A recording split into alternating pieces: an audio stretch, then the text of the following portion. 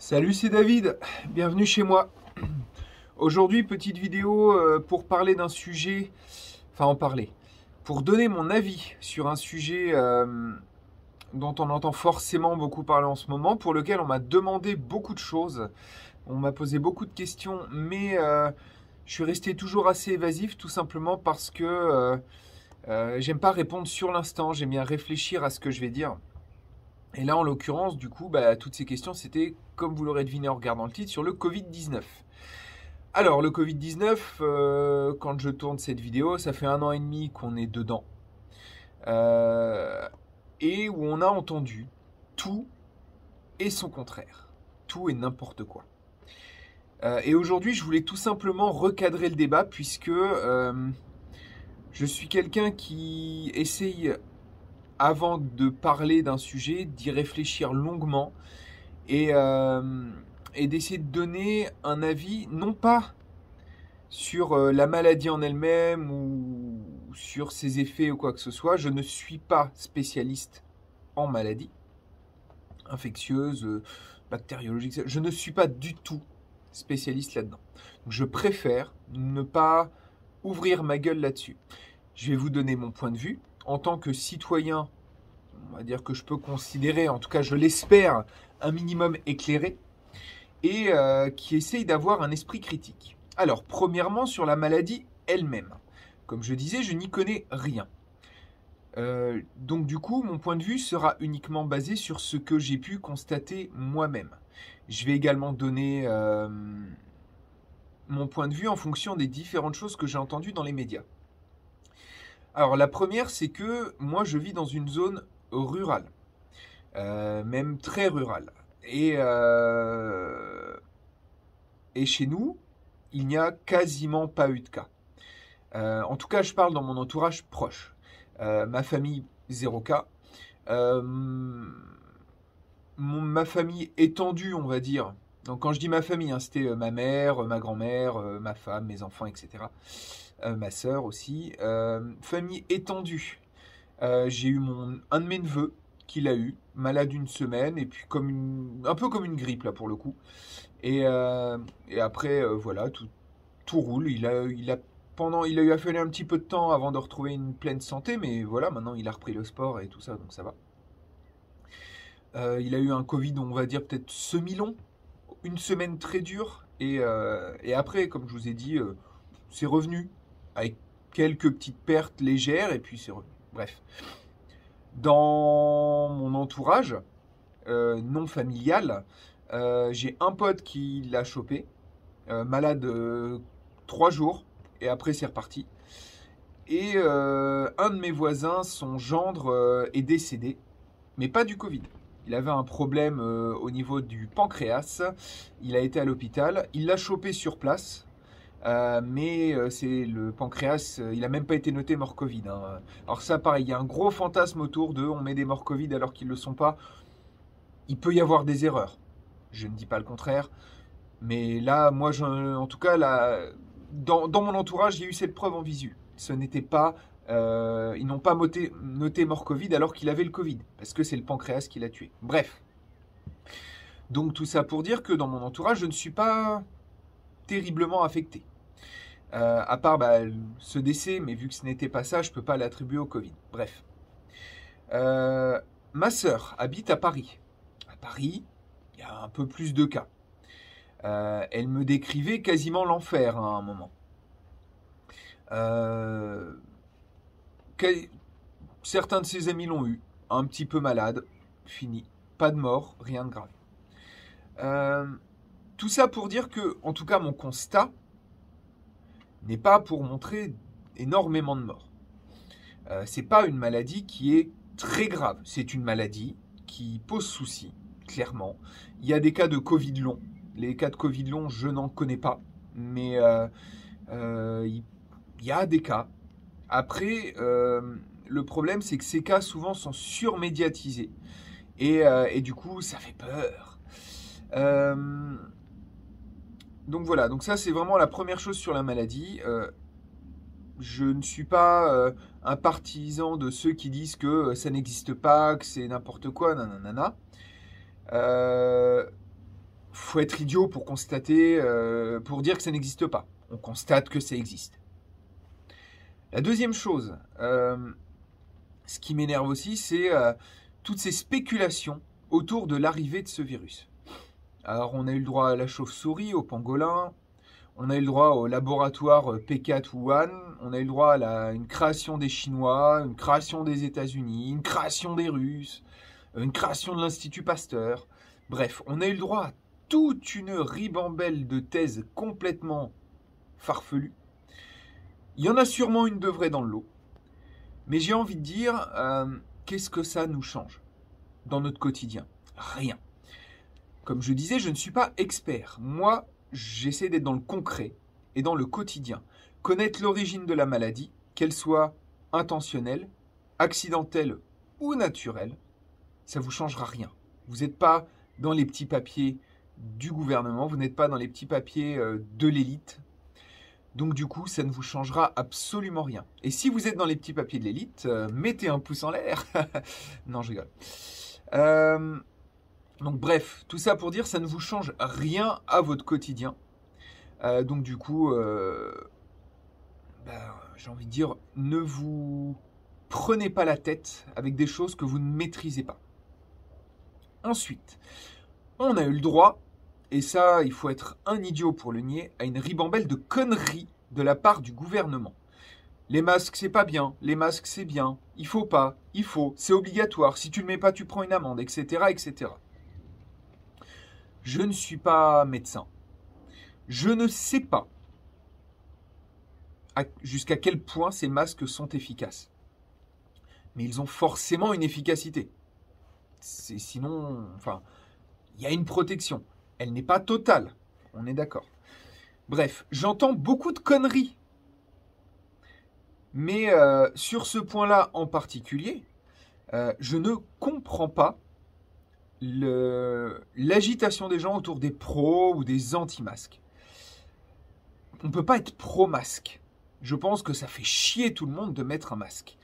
Il y a des gens qui ont plus peur de la maladie que d'autres, qui ont plus conscience que ne pas en mettre, ça ne facilite pas à éviter la propagation de cette maladie.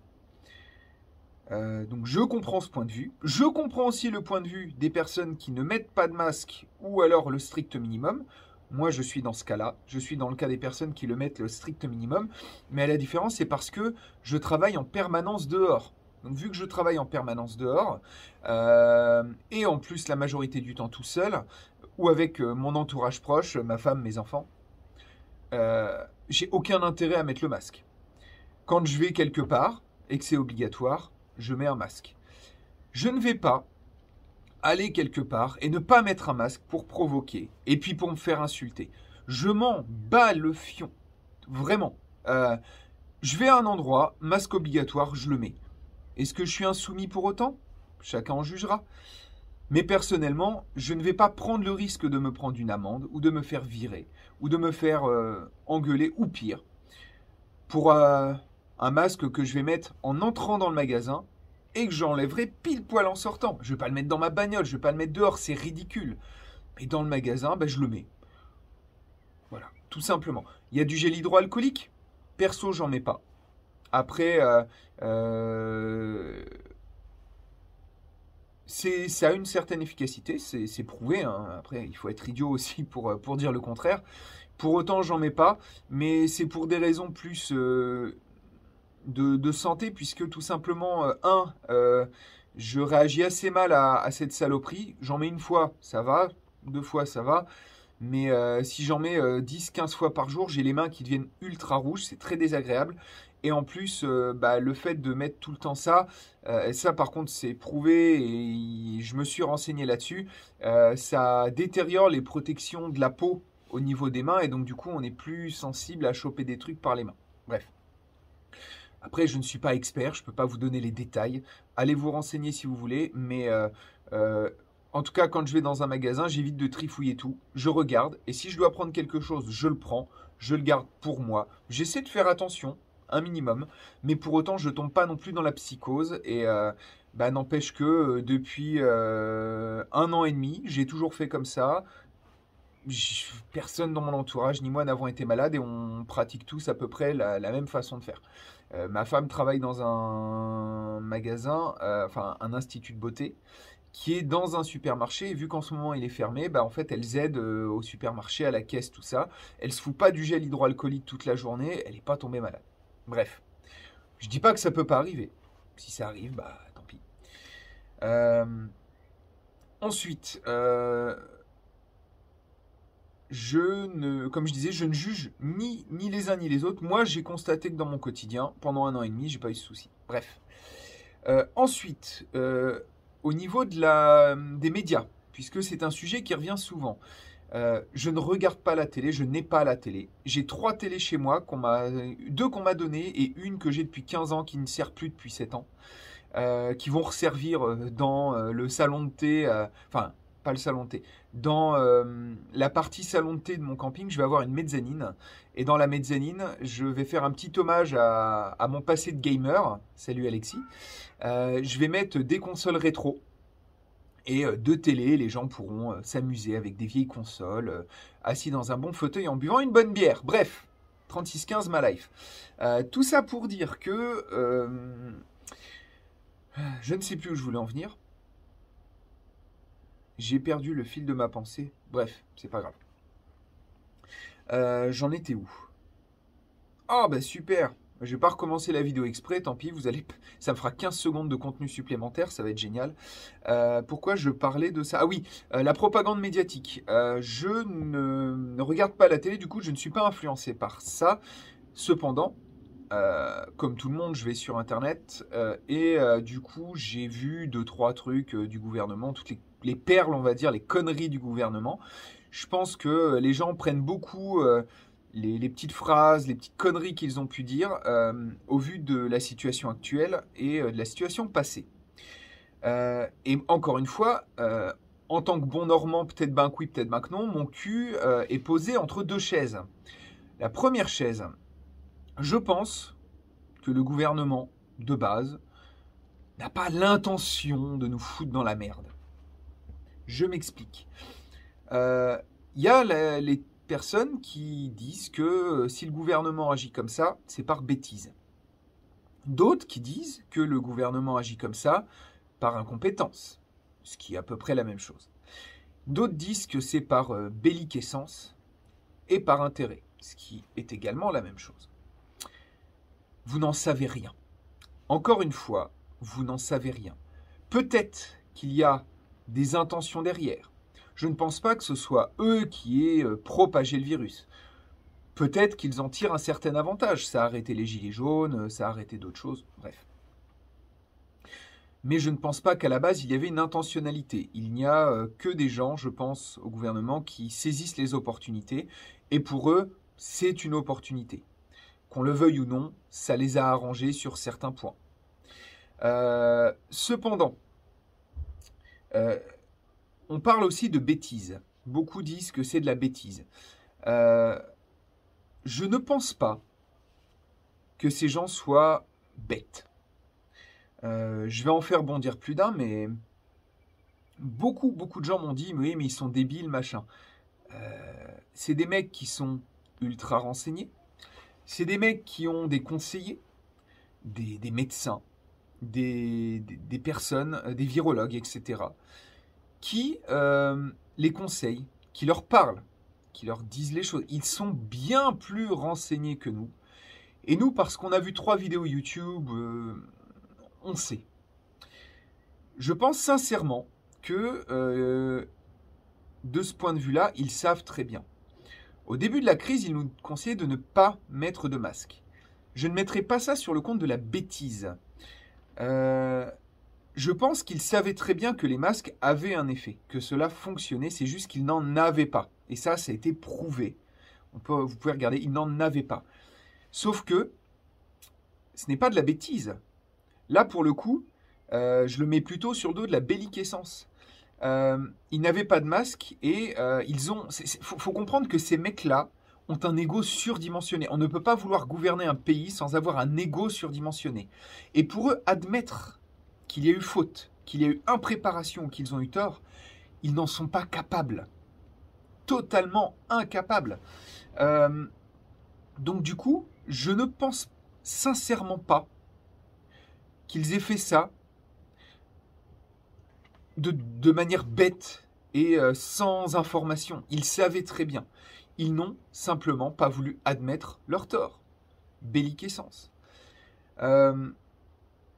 Après, la belliquescence a ses limites. Ils ont fait des conneries parce qu'ils ont mal anticipé, point barre.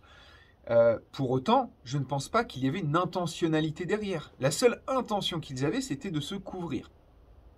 Donc voilà. Encore une fois, nous ne sommes pas dans les petits papiers. J'essaie d'avoir une analyse objective, même si ça va contre mes idées vis-à-vis de ce gouvernement que je déteste. Enfin, moi, perso, il m'insupporte. Mais c'est pas de la bêtise, c'est pas de l'incompétence. C'est tout simplement qu'ils n'avaient pas anticipé. Alors, c'est de l'incompétence en soi de ne pas l'avoir anticipé. Mais quand je dis de l'incompétence, c'est pas de l'incompétence dans le sens il pensait que le masque ne servait pas, machin. Il savait très bien. Bref, je ne m'étends pas plus là-dessus, je pense que vous avez saisi l'idée. Concernant la vaccination, j'entends, ça et là, les pro-vaccins et les anti-vaccins. Et encore une fois, je vais avoir le cul entre deux chaises. Je n'y connais rien. Et quand je dis rien, c'est vraiment rien. Je n'ai pas fait d'études dans ce sens. Je ne vais faire appel qu'à mon bon sens citoyen et à mes convictions personnelles. Ça, c'est autre chose. Mon bon sens citoyen me dit que ce sont des scientifiques, des médecins qui ont fait le serment d'Hippocrate, qui ont développé ces vaccins, qui proposent ces vaccins. Si eux disent que le vaccin fonctionne, pour l'instant, ils n'ont pas dit que ça empêchait d'être malade. Tout ce qu'ils ont dit, c'est que cela protégeait des formes graves. Et donc du coup, que ce vaccin protège des formes graves, je veux bien le croire. Je ne pense pas sincèrement qu'il y ait des personnes, enfin qu'il n'y ait personne, pardon, dans toute cette ribambelle de gens qui sont impliqués dans la création des vaccins, je ne pense pas que tous soient au service d'un complot mondialiste. Non. Il y aurait eu des fuites. Il y en a eu quelques-uns qui se sont levés contre ça. Je pense à Alexandra Orion-Caude, professeur Perron et tout. Et là, encore une fois, vous ne savez pas. Et moi non plus. Je ne me classe pas dans les gens qui savent. Peut-être ont-ils raison, peut-être ont-ils tort, mais vous n'en savez rien. Il y a aussi cette histoire du professeur Raoult, avec son traitement. Vous n'y connaissez rien. Est-ce qu'il y a des dissidents à cette théorie officielle du vaccin qui fonctionne, nanana? Est-ce qu'il y a des dissidents sincères qu'on essaie de museler? Je n'en sais rien. Est-ce qu'il y a des dissidents qui cherchent la gloire, qui cherchent à se faire connaître, qui peut-être ont intérêt financièrement à ça, qui sont dans une guerre d'ego, qui sont dans la contradiction avec d'anciens collègues qui ne peuvent pas blairer? Je n'en sais rien. Donc, à partir du moment où je n'en sais rien, je ne peux pas me faire un avis pertinent. Pour l'instant, la vaccination, a priori, d'après les chiffres, a fait montre d'une certaine efficacité chez les personnes âgées. Ça a aussi causé certains problèmes, notamment de personnes qui, après s'être fait vacciner, chopaient le Covid, certaines qui sont mortes. Est-ce que c'est de ça, est-ce que c'est pas de ça? Je n'en sais rien et vous non plus. Et moi, ce que je constate, c'est que quand je regarde un petit peu tout ça, moi, je suis plutôt quelqu'un qui va voir les deux avis. Je vais essayer de piocher dans les deux. Je vous conseille le dernier reportage de Vincent Lapierre, de mon cher ami Vincent Lapierre, qui a interviewé quelqu'un là-dessus.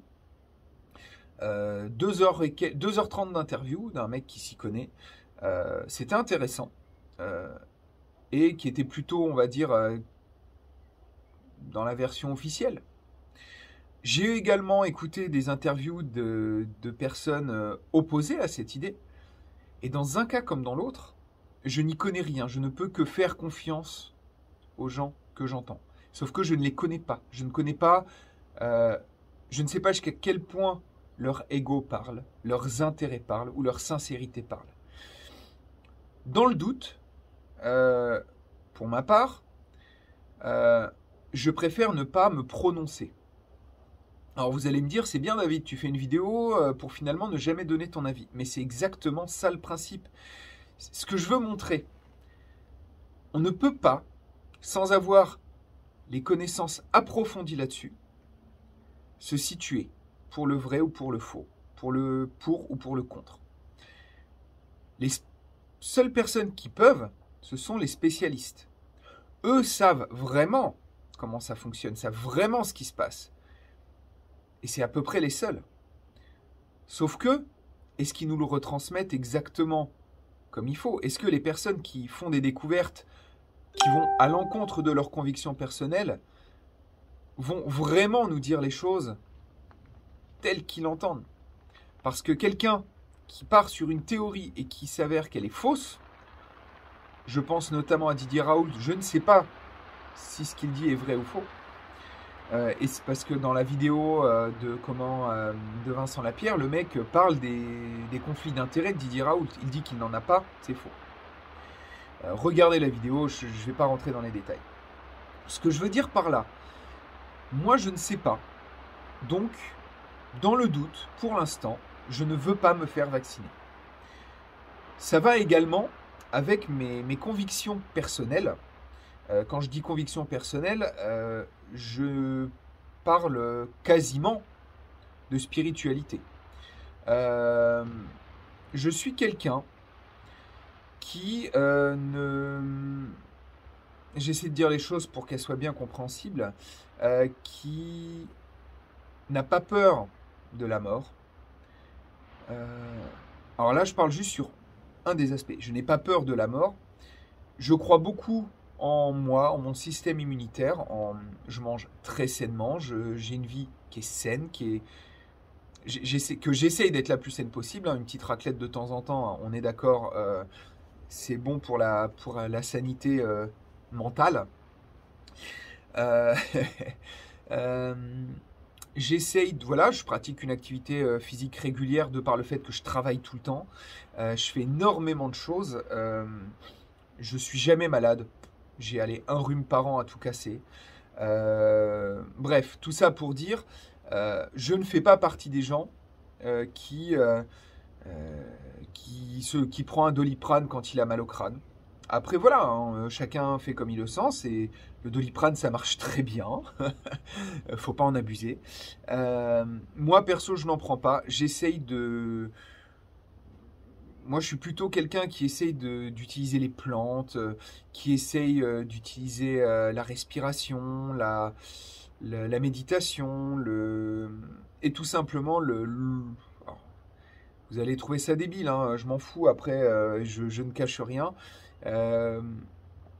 Quand j'ai mal quelque part, je considère que si mon corps me dit qu'il a mal, c'est pas pour cacher la douleur. Je préfère subir la douleur. Déjà, ça m'entraîne à la subir. Et deux, cela me permet d'éviter de couper, puis de continuer comme si de rien n'était. Je préfère écouter mon corps.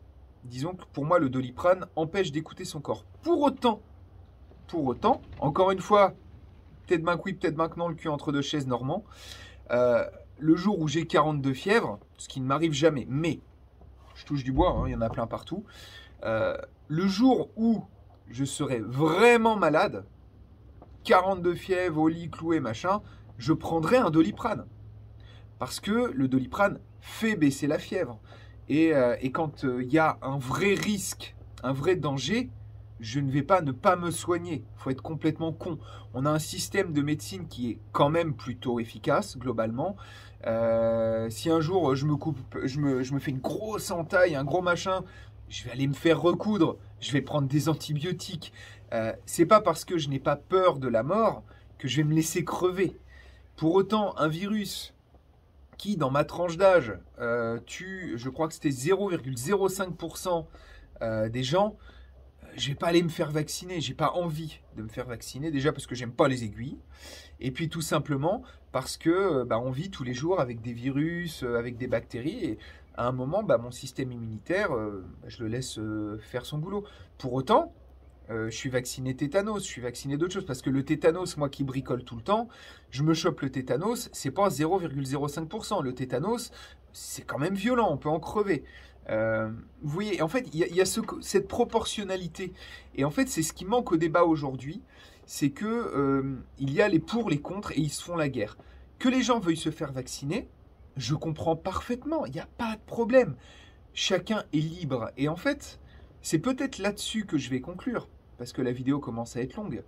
Je pense qu'à un moment, il y a deux choses qu'il faut retenir. Le premier, être libre, c'est aussi respecter la liberté des autres. On peut ne pas être d'accord sur certains points, et ça c'est quelque chose qui, je trouve, se passe hyper bien dans mes lives, c'est que les gens respectent la liberté des autres. Comme on dit, la liberté des uns s'arrête là où commence celle des autres. Je pense sincèrement que chacun est libre de faire ce qu'il veut. Certains m'opposeront que le fait de se faire vacciner, de ne pas se faire vacciner, c'est empiéter sur la liberté des autres, puisque si on ne se fait pas vacciner, on contribue à propager la maladie, etc. Et ça me pose un petit problème, et effectivement, je suis assez d'accord avec cet argument. Cependant, c'est très difficile, puisque pour la liberté des autres, je devrais renier ma propre liberté. À un moment, je pense que c'est un débat sans fin. Effectivement, quand il y a une maladie grave pour le bien de la société, il faut se faire vacciner pour éviter la propagation de cette maladie. Je reviendrai sur un autre sujet après. Par contre, à contrario, si je ne veux pas me faire vacciner, pourquoi devrais-je renier ma liberté individuelle pour la liberté des autres individus? C'est très très très compliqué. On ne peut pas se positionner sincèrement là-dessus. Je pense que je me ferai vacciner le jour où les vaccins seront un bien d'État. Je m'explique. Aujourd'hui, et ça, on va me dire, ouais, complot Big Pharma, nanana. C'est pas des enfants de cœur, c'est des gens qui font des milliards de bénéfices tous les ans.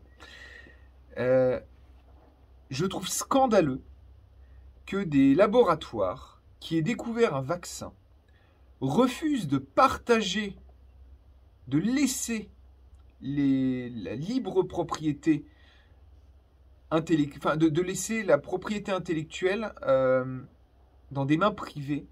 Je pense que sincèrement, que cela devrait partir dans le bien public, le bien collectif.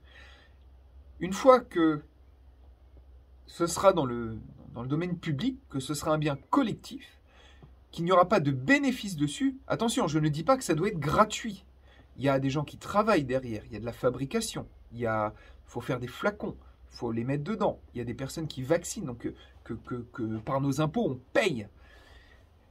Mais qu'il y ait des bénéfices pour des personnes qui possèdent des parts dans ces laboratoires, c'est ça qui est scandaleux. Je pense sincèrement que la recherche devrait être un bien public, que la propriété des vaccins devrait être un bien public.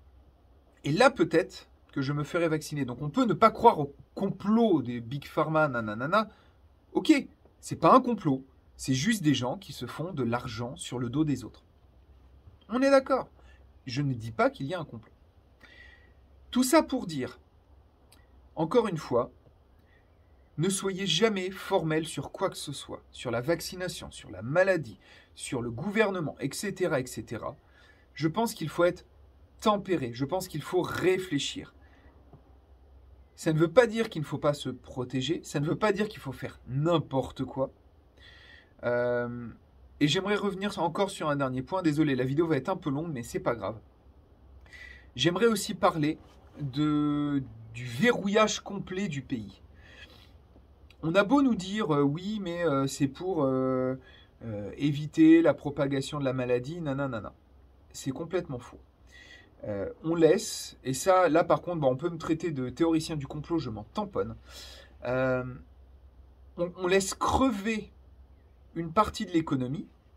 D'ailleurs, je ne comprends pas l'intérêt qu'ils ont à laisser crever cette partie de l'économie.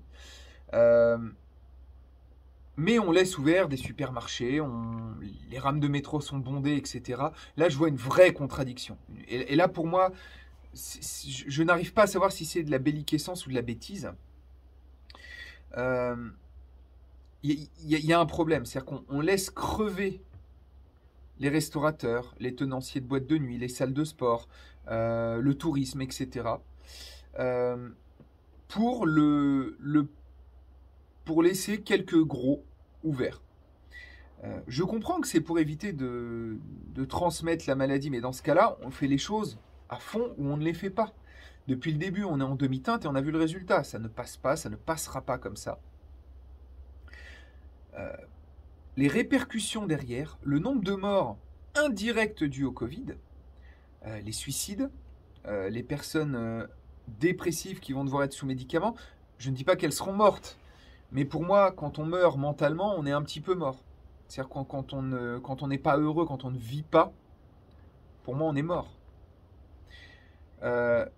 Les conséquences indirectes et les morts indirectes du Covid seront cataclysmiques.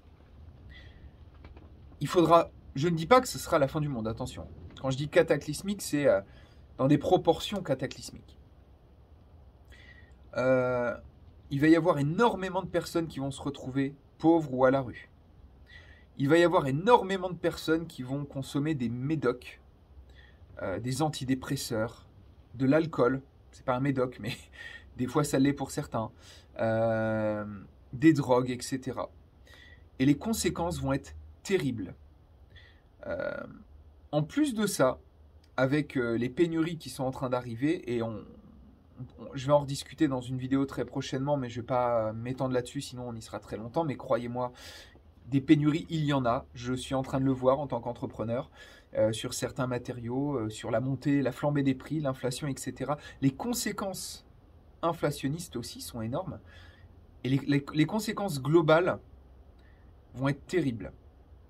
Après, toujours ma demi-mesure, si on n'avait rien fait, il y aurait eu beaucoup plus de morts. Mais ce n'est pas dû à la maladie, c'est dû au fait qu'on a un système de santé qui est en déperdition totale. On met du pognon dans des conneries et le système de santé en pâtit énormément. Tout ça pour dire qu'il y a énormément de choses à dire sur le sujet, que j'entends énormément de conneries. Et je pense qu'à un moment, il va falloir arrêter toutes ces bêtises. Je ne me ferai pas vacciner, comme je disais, mais pour autant, j'ai perdu le fil de ma pensée encore une fois. Je parle trop longtemps, je ne prépare pas, hein, encore une fois, je ne prépare pas hein, toutes mes vidéos. Je dis spontanément les choses telles que je les pense. Donc oui, je ne me ferai pas vacciner. Je ne prends que le minimum de précautions. Il n'y a pas eu tellement de transmission autour de moi. Et beaucoup de gens que je connais, la plupart des gens que je connais font comme moi. Attention, hein, là, je parle de mon cas perso, mais je discute avec beaucoup de gens autour et la plupart s'en tamponnent vraiment le cul. Si le système de santé était efficace, on pourrait tous se permettre de s'en tamponner le cul. Aujourd'hui, surtout dans les grandes villes, c'est pas le cas.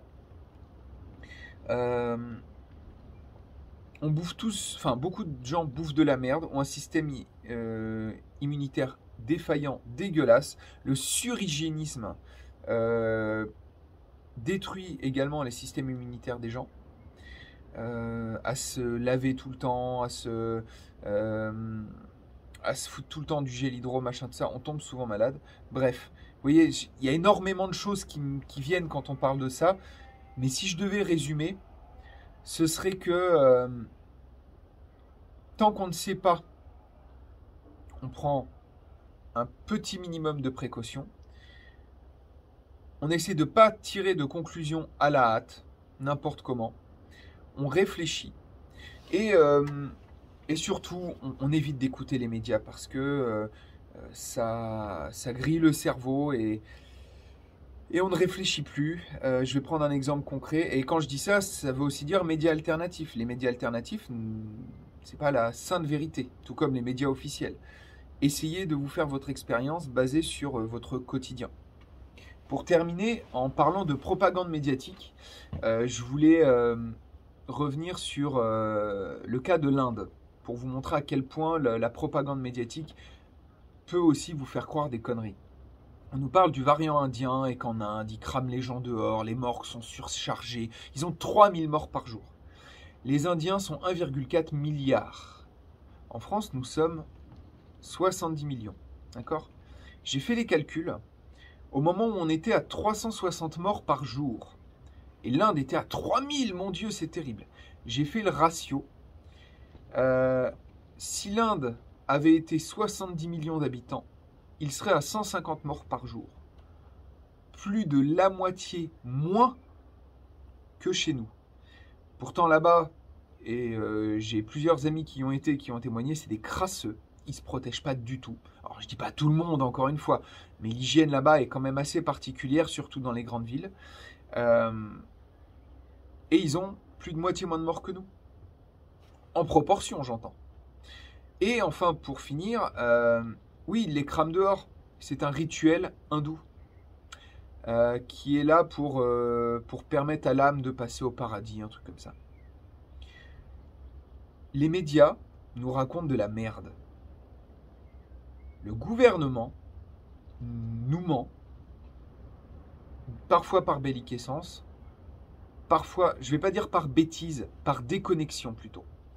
Ils ne sont pas bêtes, ils ont des conseillers, c'est des gens qui sont... Il faut arrêter de croire qu'ils sont bêtes. Donc, par déconnexion et par belliquescence, ils nous mentent. Des personnes qu'on appelle des lanceurs d'alerte, alors pas tous, hein, racontent aussi des conneries. Et dans tout ce gloubi-boulga de conneries et de mensonges, faites appel à votre bon sens, tout simplement. Essayez de ne pas vous laisser influencer. C'est pas facile, hein. Moi le premier, on subit forcément des influences. Pour ma part, j'essaie vraiment d'être dans, comme vous l'avez vu, dans la demi-mesure. Et voilà. Pour moi, c'est ça le bon sens. C'est d'être capable d'analyser la situation, d'être dans la tempérance, dans la demi-mesure. Et de ne pas se laisser... de se laisser influencer le moins possible. Bref, j'ai beaucoup digressé, j'ai répété des fois plusieurs fois les mêmes choses. Je vais essayer au fur et à mesure d'être de plus en plus concis, mais sur des sujets comme ça, c'est difficile d'éviter la redondance, etc. Tout simplement parce que je ne suis pas sur prise de notes. Si vous voulez, prochainement, j'essaierai de faire une vidéo... où à l'inverse, je ne vais pas laisser le flot de mes pensées venir comme ça. Je vais écrire, je vais mettre une vidéo d'autre chose. Je vais noter ce que j'ai à dire. Et on verra ce que ça donne. Vous me direz si vous préférez les vidéos spontanées ou vous me direz si vous préférez... ou si vous me direz si vous préférez les vidéos préparées, écrites, etc. Bref, en tout cas... Le plus important et plus que jamais en cette période de doute, en cette période un peu déprimante, en cette période... Je crois que j'avais pas mis le volume, tu m'entends? Oui, je t'entends, laisse-moi 30 secondes.